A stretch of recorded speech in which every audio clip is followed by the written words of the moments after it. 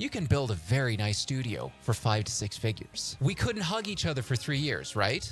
VTubers are a way for companies to create a permanent avatar that people can have almost a relationship with and establish brand loyalty in a very sticky way. Hey, good afternoon, morning, evening, depending on where you are coming from. Yeah, it's me, Elias. How you doing today?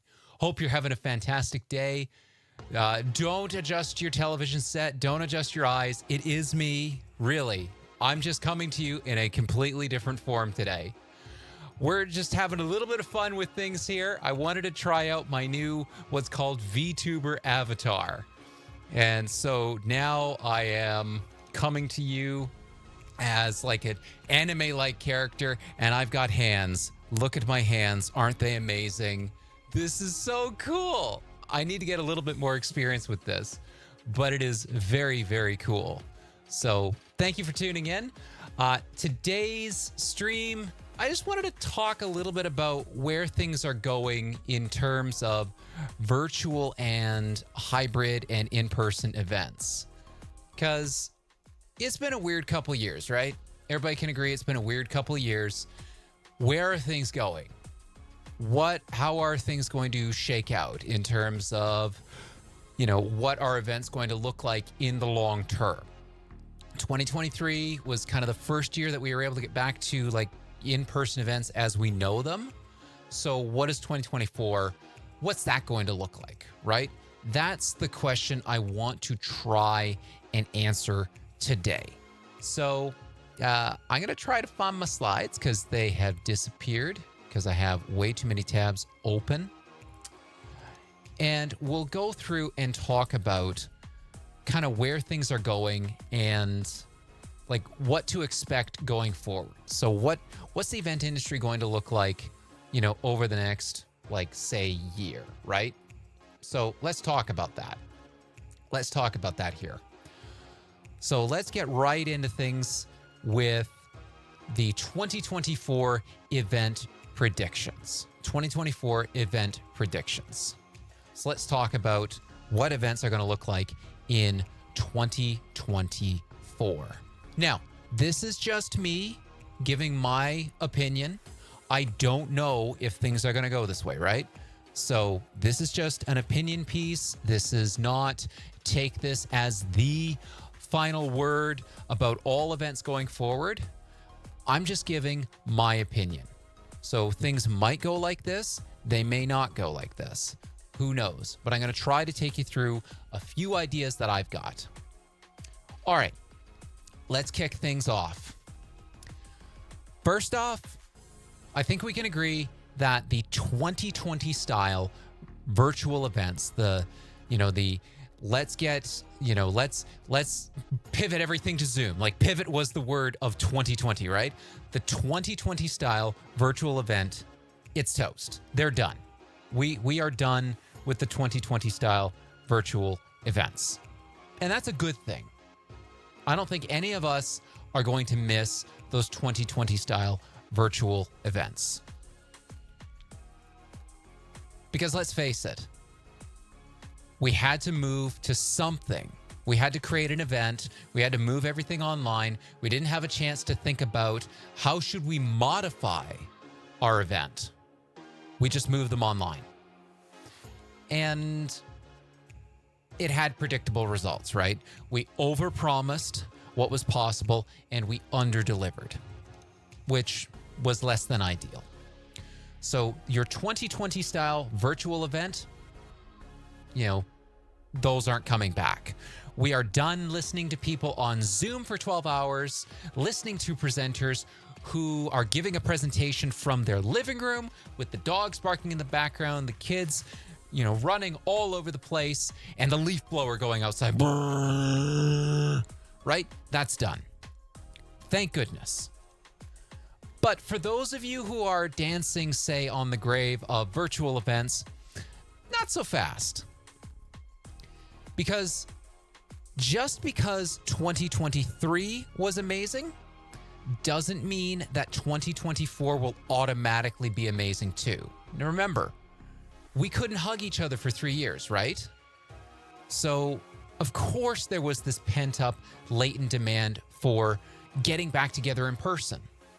It kind of reminds me, if you've ever seen the show Gordon Ramsay's Kitchen Nightmares, Gordon Ramsay talks in one of the episodes about the idea of there's 2 days of the year that every restaurant, no matter how terrible, are always booked up.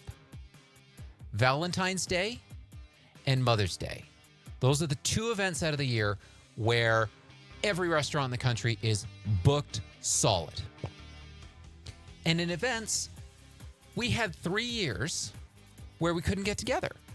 So of course it was nice to get back together, right? Of course it was nice to get back together.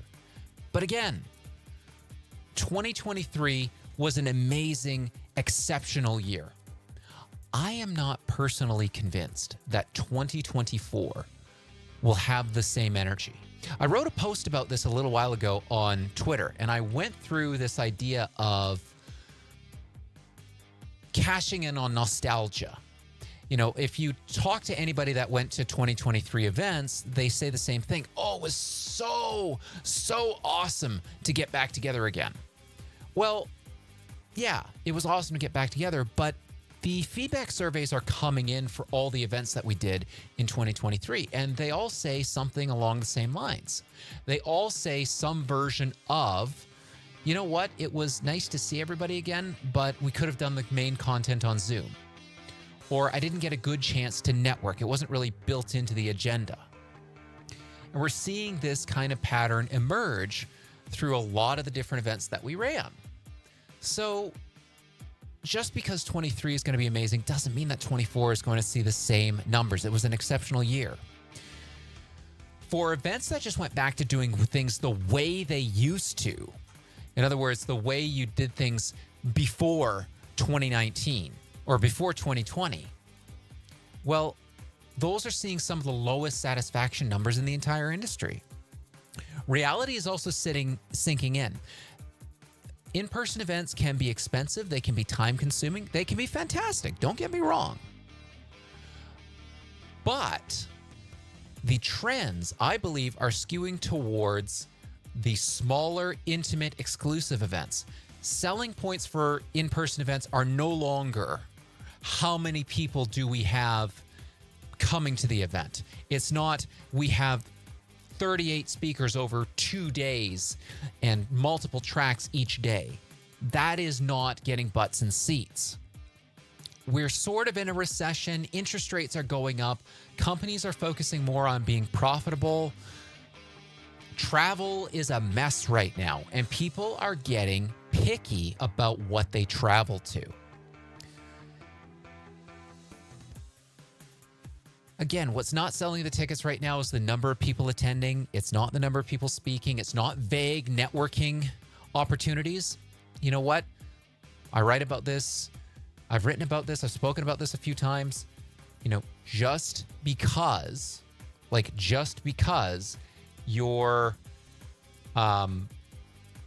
just because you get people together in person doesn't mean that networking automatically happens.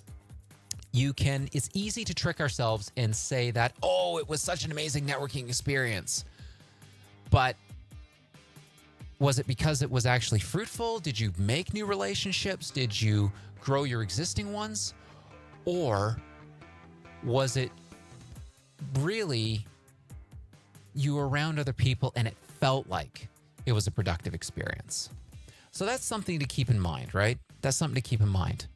What is selling tickets for events is the limited audience sizes, the attendance caps, hosting at really cool venues like train stations, outdoors, not the traditional beige box convention centers. So if you're planning 2024, like you can just get back to normal and do things the way that we always have, like in 2020 and before, I think you're going to be in for a rude awakening. And that rude awakening, unfortunately, will happen in 25 when the audience numbers just drop off. The other interesting trend we saw is the last minute in-person bookings. People need an incentive to come out, and it needs to be more than just an early bird ticket sale. You know, many of our clients that we're doing that pivoted right back to in-person or hybrid events, they saw most of their ticket sales come in weeks before the event. There needs to be some sort of an incentive to sign up early. So does that mean that virtual events are just done? Is that it for the virtual event? They had their day in 2020 and 2021 and that's it now? No. Virtual events aren't going anywhere. They're just changing. And let me tell you how they're changing. The independent brand-owned virtual events became a real thing in 2023. We saw this with Canva. We saw this with ClickUp. We saw this with ConvertWise. They all hosted their own independent virtual events to build brand awareness, to build goodwill with their customer base. Those are going to gain momentum because companies are starting to realize that, you know what? For the price of a booth at a trade show, which can be 5 to 6 figures, we can build our own event. We can host our own event. We can capture our audience. And not just one event per year, we can do several. We can do webinars.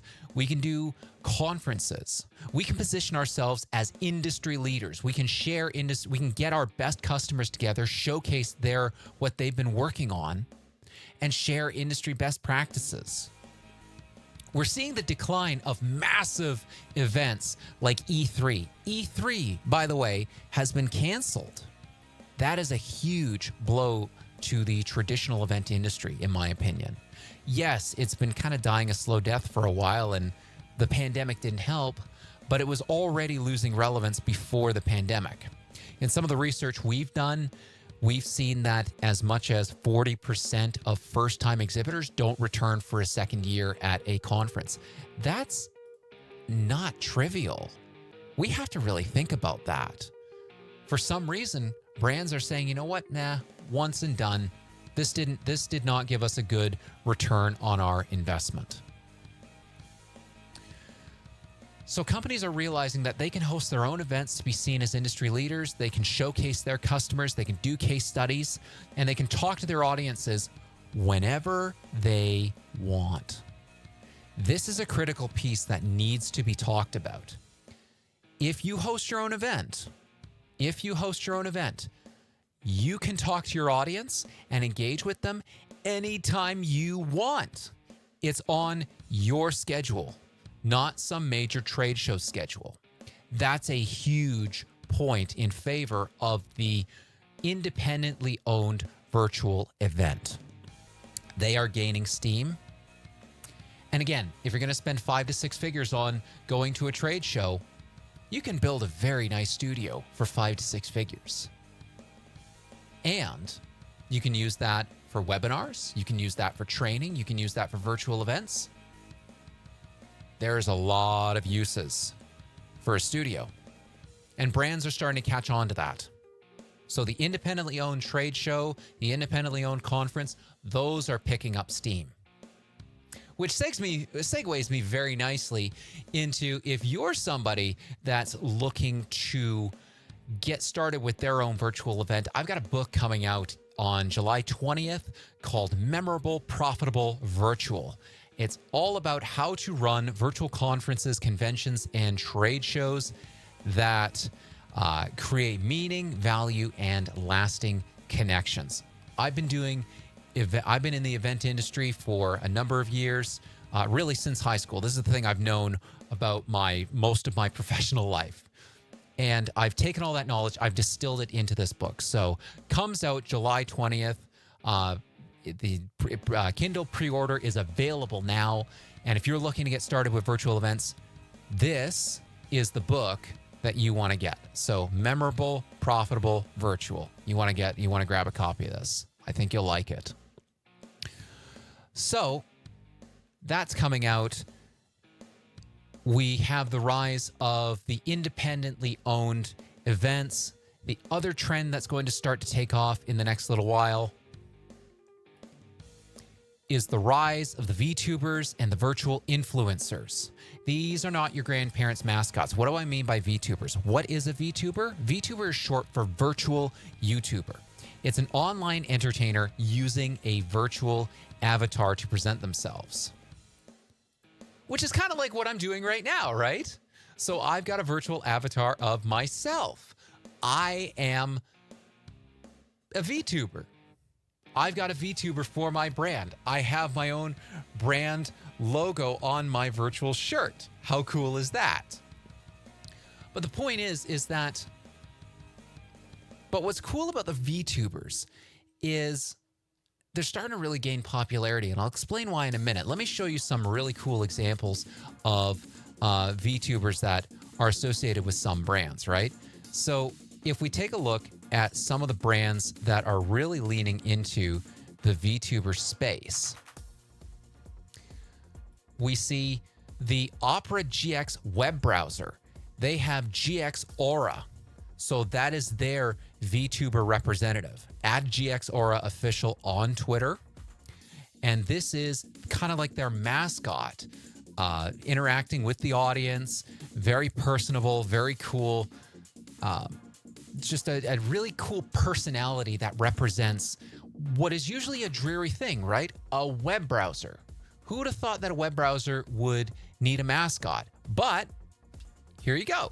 Here's GX Aura. Here's the mascot of the GX Opera GX web browser.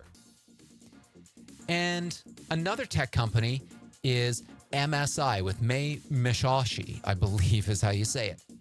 Again, tech company, VTuber for MSI. They're a major computer parts and computer manufacturer in Japan and worldwide. And, you know, Mei does Let's Plays with her audience. Right? So there she is, interacting with the audience, representing the brand. It puts a personal name to the brand. A very personalized experience. And it's not just limited to tech companies either. It's also more modern companies like Roto Pharmaceuticals in Japan. They have their own VTuber, which kind of stuns me. It's not an industry that you would think would have their own VTuber, right? A pharmaceutical company, but they do.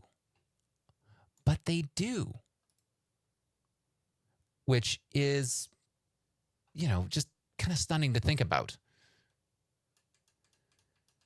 You also have traditional brands like Kellogg with Tony the Tiger. Yes, really, Tony the Tiger ended up being a VTuber mascot for Kellogg. He did his debut stream on Twitch a little while ago.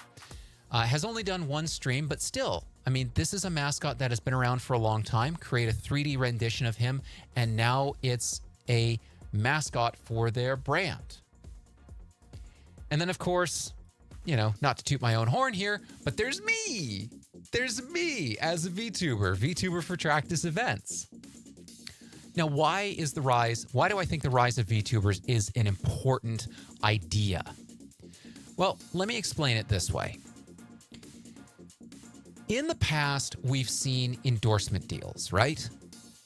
So we've seen companies make endorsement deals with large influencers and celebrities, sports figures, those sorts of people. Thinks people like George Foreman, Mike Tyson, Terry Crews. Terry Crews comes to mind for Old Spice. And people love these figures, right? But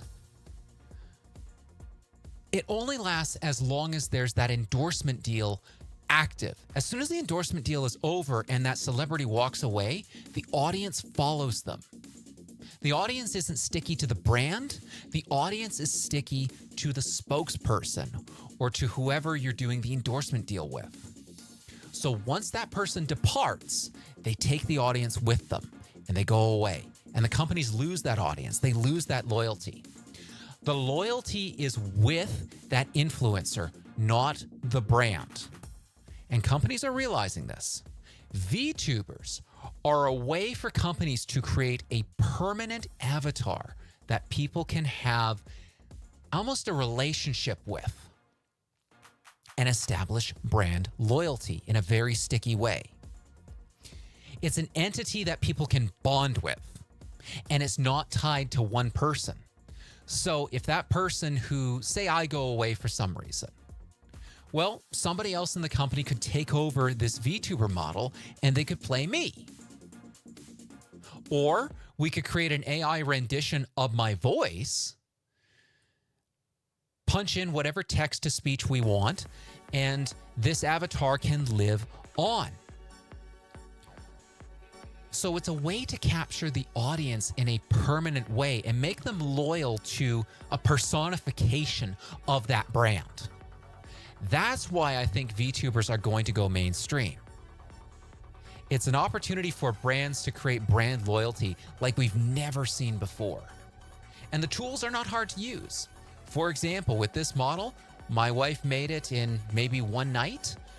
I'm using motion capture through my webcam. That took about an hour to set up. I'm using OBS to stream and record everything. It's not hard to become a VTuber. The barrier to entry is super low, and they're very entertaining, and the audience is sticky. They are loyal to the VTuber, not the brand. The brand is associated with the VTuber, but the brand owns that VTuber. But the audience is loyal to the VTuber.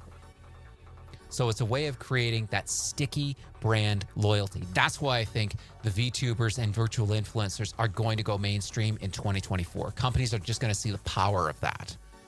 So to summarize all of these predictions, 2020 style crappy virtual events, those are toast.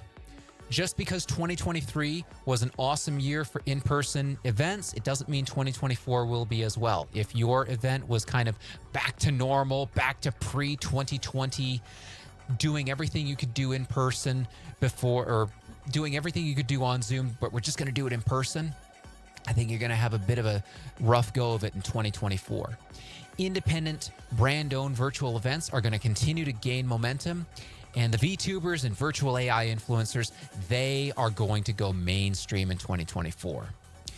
It doesn't mean that in-person events are doomed, and it doesn't mean that virtual events are going to be automatically awesome. We're going to have to put work into making better experiences for all of our attendees, virtual or in person. In person is demanding the small, exclusive events where you can do true networking, real networking with people that with a small, exclusive, intimate audience. And online is fantastic for delivering content and engaging your community in a year-round way. Companies are leading the way with that, with ClickUp is an example.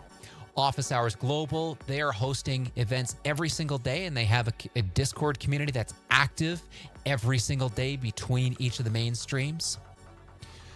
The independent brands like ClickUp, like ConvertWise, they're all jumping on the bandwagon of running their own virtual events, and it is paying dividends. They are seeing massive loyalty to their massive growth and massive loyalty to their brands. And of course, the virtual influencers, the AI influencers, and the VTubers are going to go mainstream as a way for big brands to capture the attention of everybody, of all their potential customers and clients, and create brand loyalty like we've never seen. Not only that, one thing I forgot to mention when it comes to in-person events is a lot of in-person events, the age tends to skew maybe a bit younger, or maybe a bit older, excuse me. And companies are starting to comment on that and say, uh-oh, we are not getting enough new folks in. We're not getting enough, say, young blood. That's what I've been told. We're not getting enough young blood attending our conferences, but they are attending online, and online can be a fantastic on-ramp.